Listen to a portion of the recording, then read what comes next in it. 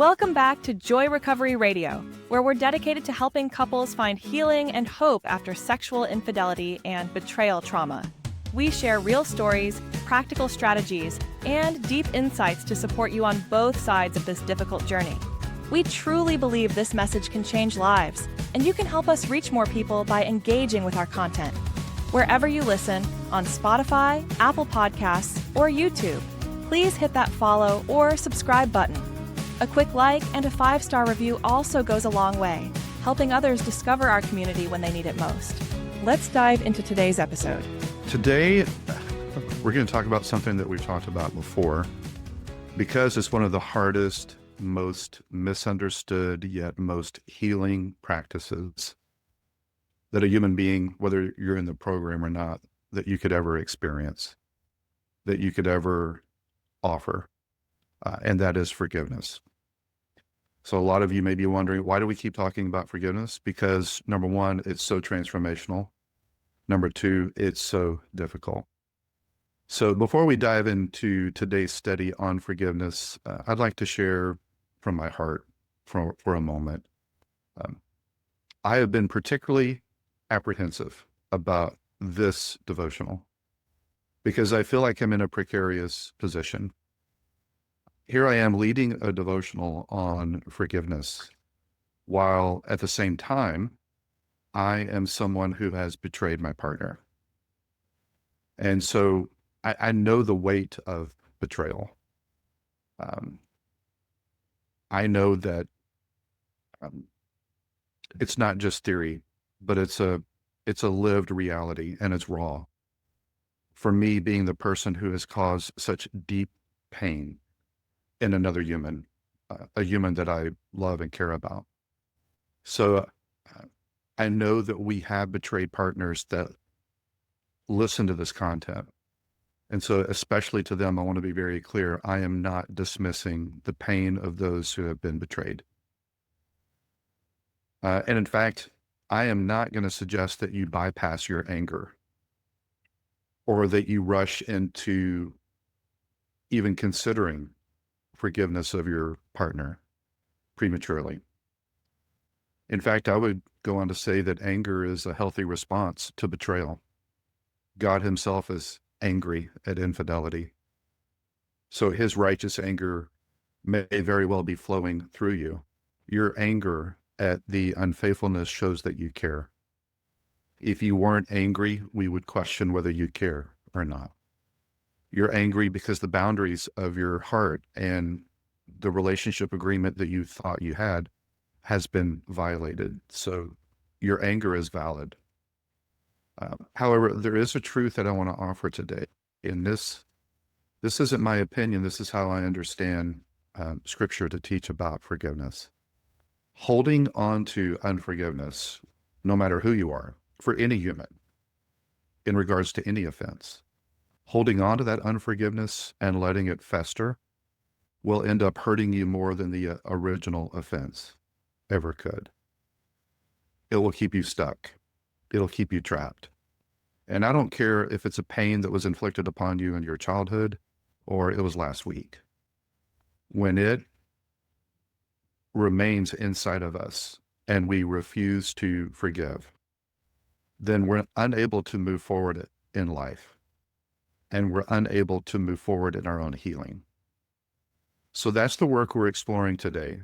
And I'm just going to give some devotional thoughts in regards to all humans, not specifically for the addict, not specifically for the betrayed partner, not specifically for the pain of betrayal, but forgiveness when it comes to anyone who's ever hurt us. That's the work we're going to explore today. I am not here to pressure anyone or to shame anyone into forgiveness, but I want us to understand how God calls us to release debt in our life and to seek healing for our own hearts. Jacqueline and I have discussed this content extensively. We spent a lot of time on our recent vacation talking about this. And I wanted to make sure that what I conveyed today was something that she felt like was appropriate. So I understand that as a betrayer, I have no right to presume that anyone listening to this should forgive another person. My goal is to honor the teachings of the Bible, what Jesus taught about forgiveness, and I want to honor my own story. Jacqueline and I have walked through this, and we have learned the hard way what forgiveness really looks like and how transformational it is. The fact is, I would not be the person I am today if it wasn't for Jesus and Jacqueline, and that is the dead truth. So I want to honor both of them in how I navigate this delicate topic of forgiveness today. The good news is this: there is a path, and it's a path towards freedom, and it's a path towards healing for any human that's been hurt. And it's a path that allows you to release your pain without excusing the sin or the sinner. It's a path that allows you to forgive without giving permission for them to continue to harm you. So why don't we begin by defining what forgiveness is? And the best way to do that is to talk about what it's not. So let's clarify what forgiveness is not and what I'm not proposing today. Forgiveness, number one, is not forgetting, as if that was even humanly possible. Forgiveness is not trusting the person who hurt you again. That's not automatic. Forgiveness is not staying in the relationship, especially if harm and abuse is ongoing.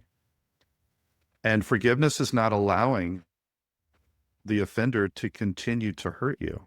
None of these are forgiveness. Forgiveness is something that you do primarily for yourself, secondarily for the offender. It is a gift that you give yourself so that you can release the anger, the resentment, the bitterness that has the potential to poison your heart. Some of you may be thinking, but my offender is still hurting me. It's a pattern and it's still happening. So how could I possibly forgive? That's a crucial question. When harm is ongoing, forgiveness is not about letting that person off the hook. It's about not letting them continue to own your emotional life. It's about finding freedom for your own heart and your own soul, even if the hurt is still happening. So one example would be, just imagine that you're carrying a backpack full of stones. And each stone is some kind of harm or pain that is inflicted on you. Forgiveness does not mean that you go back to the person that hurt you and you allow them to put more stones in your backpack. Forgiveness means you put down all the stones that you've been carrying so that you're free to move forward. So if harm is continuing, forgiveness is not the same thing as reconciliation. Let me clarify it this way. What is forgiveness? It's releasing a debt. What is trust? Well, that's not the same thing as forgiveness. Trust could possibly be earned over time. Forgiveness could be offered today. That doesn't mean you trust the offender. Safety, your safety is non-negotiable. You need to have boundaries in place to protect yourself. Forgiveness does not mean that you relax your boundaries and you allow the person to harm you again. And understand, reconciliation is optional. It may or may not be healthy. It may or may not be possible. There needs to be repentance on the part of the offender. There needs to be safety. There needs to be accountability. If someone was stealing from your bank account, you could forgive them for the theft, but that doesn't mean you give them your debit card. In the same way, you can forgive the person who is harming you, but you still need to put up strong walls of protection for yourself. Forgiveness does not mean you're a doormat. Forgiveness does not mean that you allow the perpetrator to continue to harm you.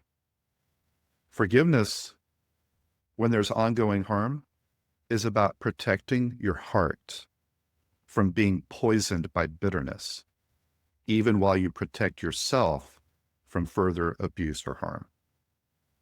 So now that we talked about what forgiveness is not, let's explore what it actually is and why is it so powerful. One of my favorite definitions is this one from Dr. Gary Brashears. He defines forgiveness like this: it's when I release the one who wronged me from collecting on the debt by paying them back for the offense. One way you could put this is, it's letting go of the right to hurt them for hurting me. It's letting that go. It's not repaying evil with evil. It's along the lines of the teaching of Jesus where he said, pray for those who harm you. Do good to those who do evil to you. You don't repay evil with evil. Brashears goes on to say, instead of inflicting pain on them in return, I absorb the pain and I release it to God. So when you look at that definition and when you look at the teachings of Jesus, what you see are actually two levels to forgiveness. The first is, I'm releasing the offender. They owe me a debt because of what they did, but I'm not going to demand repayment. I'm not going to choose to hurt them for hurting me. So I'm releasing the offender. But there's a second level that I think is the hardest work. And it's really the work of healing yourself. And that is, you release your heart. You let go of the anger, the bitterness, the resentment. So level 1 is about them, but level 2 is about you. Level 1 is about the past. Level 2 is about now. And it's about your future. Let me share a story from my own life that kind of illustrates this. In my childhood and my adolescence, I was hurt deeply by someone in my life that I trusted completely. And I was able to do level 1 forgiveness towards this person. I was able to let the debt go. I was able to say the words, I forgive them. But I could not release myself. I would see this person a couple of times a year, and every time I would see them, I would be so full of anger and bitterness all over again. And that anger would leak out to my family and my friends. And I wasn't angry with my family and friends. They were collateral damage. I was angry with the offender. I was angry at life for being unfair. And if I was brutally honest, I was even angry at God. God, didn't you see this coming? Why didn't you intervene? Why did you allow this? And I was stuck for years in this place of pain until I began to realize that when you are hurt by someone, not if you're hurt, but when you're hurt, when you are hurt by someone, releasing them from the debt that is owed you is just level 1 of forgiveness. It's just the start. I wasn't even close to being done with my forgiveness work. Level 2 is about releasing my own heart from that anger. One of the most beautiful examples of forgiveness is found in Christ when he's on the cross. He's being murdered. He's innocent. He has been betrayed by 2 of his followers that he poured his life into. And as he's being executed, these were his final words: Father, forgive them, for they know not what they do. So the idea here from Luke, who is writing this, is if Jesus is willing to forgive the very men who were killing him, how much more willing is he to forgive you and I? Because that's the heart of God. That's what he's like. Here's something that was really important for me to understand about forgiveness. I didn't understand this for most of my adult life. Therefore, I struggled with forgiveness. I finally began to realize that forgiveness does not actually start with me. I can't generate it. I can't initiate it. I have to receive it first. I have to possess it before I can give it away. It starts with God. Sometimes we struggle so much to forgive someone because we're trying to manufacture it out of our own broken heart. It's like trying to pour water out of an empty cup. We don't have it, so we can't give it. We don't possess it, so we can't transfer it. The truth is this: before you can forgive someone else, you need to first receive forgiveness from God yourself.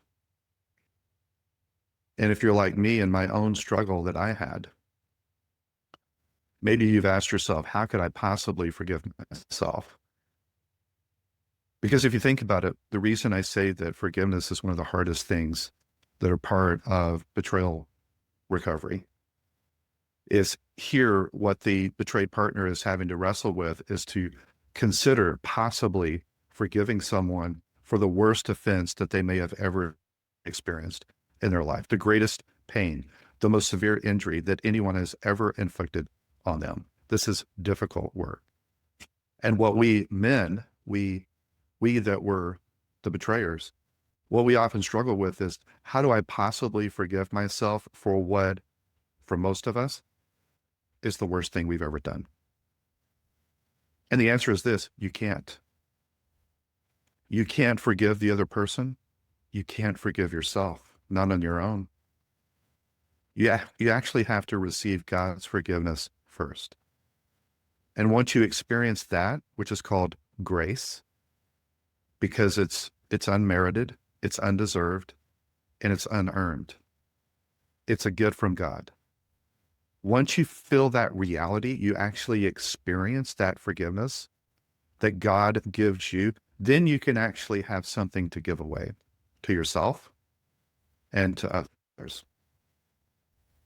At joy-recovery.com, we offer personalized recovery coaching to help you move from pain to purpose. We also provide supportive groups where you can connect with others who truly understand. So, whether you're battling addiction, healing from betrayal, or rebuilding a brand new relationship, you're not alone. We can help. Go to joy-recovery.com today. What I want to briefly look at is what's known as the 4 dimensions of forgiveness. The first one is the one we usually think of. When you hear the word forgiveness, this is probably what comes to your mind. It's forgiving others. Someone hurt us, and when we hear forgiveness, we think, well, I need to forgive that person for harming me. Forgiving my ex-husband or my ex-wife, my ex-fiance, that former girlfriend, boyfriend, that father who abandoned you, that mother who was hypercritical and perfectionistic and overbearing, and you feel like you were never good enough. Forgiving that coworker for the sarcastic comment they made about you, or whatever it is. That's what most of us think about when we think about forgiving. It's the first thing that comes to mind. You know, I was wronged by so-and-so. I was hurt by this or by that and what they did. And that's what we think of when we think of forgiveness. But that's just the first dimension. The second dimension is this: forgiving ourselves. You're not the victim. You're the actual perpetrator. All of us have what Carl Jung calls the shadow self, or what the Bible calls a sinful nature. All of us have done things that we're ashamed of, that we have regret and remorse, and we wish that we had never done it. And now we have to live with the consequences of our choice. Can we forgive ourselves? That's the second dimension. The third dimension is what I call forgiving life. But why? Because life is unfair. For those of you who are parents, I bet there's been at least a couple of moments in raising your kids that you had to explain to them that life is not fair, that so-and-so gets to do something, but you don't get to do something. Why? Because life is not fair. But there's a part of our humanity that says it should be fair. It should be.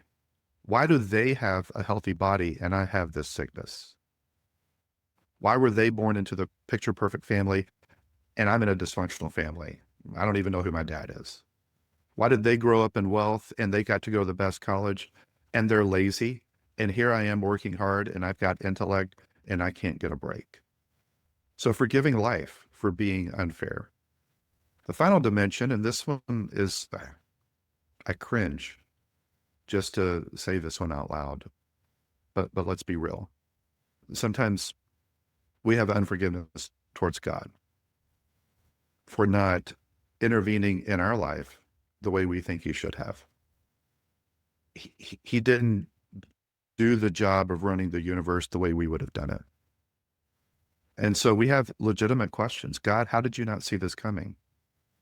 You could have warned me about this. Why did you allow this to happen? I'm asking for you to help me with this, and I'm getting nothing. It's like you're silent. And so sometimes we harbor feelings of anger, not only at other people and not only at ourselves and not only at life for being unfair. Sometimes we harbor feelings of anger even at God. And the problem is, if we nurse a grudge against God, we end up cutting ourselves off from the one true source of help and comfort. So my point is simply this. There's 4 dimensions to forgiving. Forgiving others, forgiving ourselves, forgiving life, for being unfair, and forgiving God. And this is my thesis. Not one of us gets to opt out of the choice of forgiveness because we all get hurt in life. Every single one of us. I don't care who you are. Granted, it's on a spectrum. Some of you have been injured more than others. But I don't believe any of us comes into adulthood unwounded. And if you think you're unwounded, the truth is you're probably just not self-aware. You're probably in denial. Psychologists have this term that they've coined for children that I think is sad, but sometimes it's accurate. They call children pre-neurotic. And what they mean by that is it's not until age 22 that a child realizes just how messed up they've become because of their parents. That's why your child still loves you if you're his father or his mother, because they don't realize just how screwed up their family life has been. And as a dad of, biological father of 4 kids and a stepfather of 2 kids, this has been one of the most crushing, humbling things for me as a dad, is to recognize that no matter how hard I try or how good of a father I think I am, it's inevitable. I've hurt my kids. I've wounded my children. It's not a question of if, it's a question of when and to what extent. My point is we're all wounded and we're all in pain. And I'm not minimizing those of you who've been on the more severe end of that spectrum. I'm just saying that this is the human condition. We live in a fallen world. We are surrounded by fallen, broken people, and we will hurt others and they will hurt us. And that results in pain. And that pain, if it's not dealt with, it does not disappear. It does not go away. It just kind of bubbles under the surface and it leaks out, usually at the people in closest proximity to us. So my point is this. The question isn't, how do you get through life without being hurt? Because that's not going to happen. That's not realistic. The question is this, when you are hurt, what are you going to do with it? Again, it's not, how do you get through life without being wounded? No, it's when you are wounded, how will you deal with it when you're hurt, when you're wounded by other people, when you're wounded by your own sinful decisions, or just by life in general because it's unfair, when the economy hurts you, when your boss hurts you, whatever it is. Then we have to figure out, how do we deal with our hurt? Because I want you to listen to this point very carefully. This is the crux of today's devotion. What we don't transform, we transmit or transfer. When we experience the pain from someone else who has wronged us, what we do with that determines everything, determines the final outcome, determines the legacy of our life.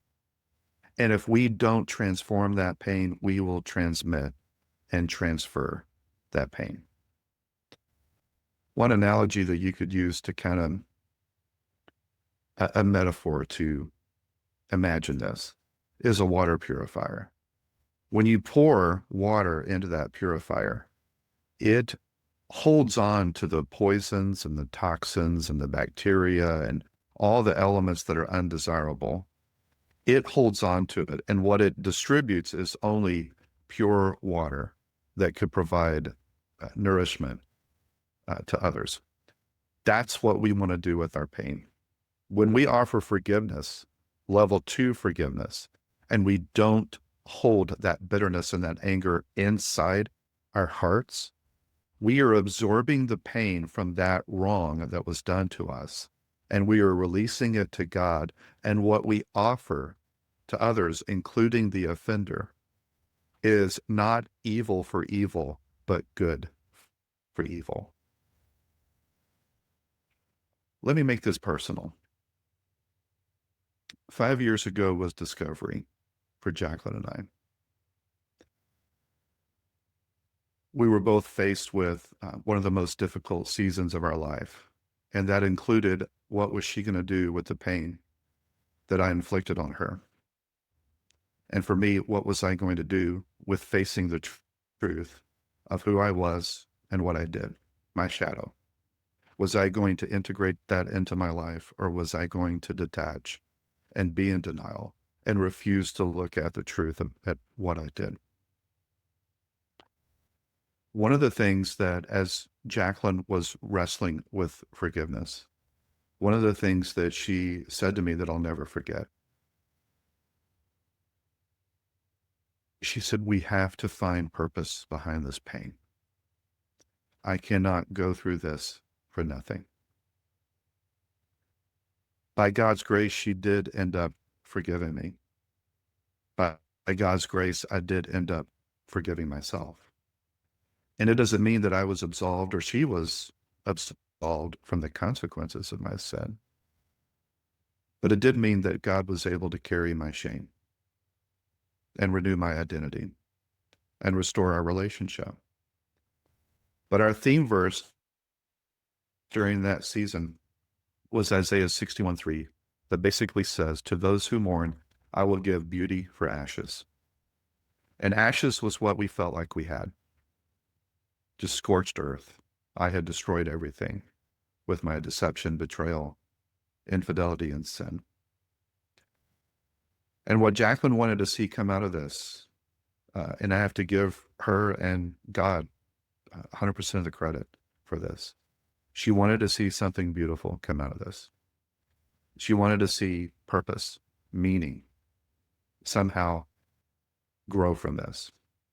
And so it was shortly after that she said, we're having such a hard time finding a group for couples to help you and I. So let's start one. And as a result, we still have that meeting going on today on Sunday nights that has evolved into a whole ecosystem of various meetings and relationships and couples that have been touched and helped and impacted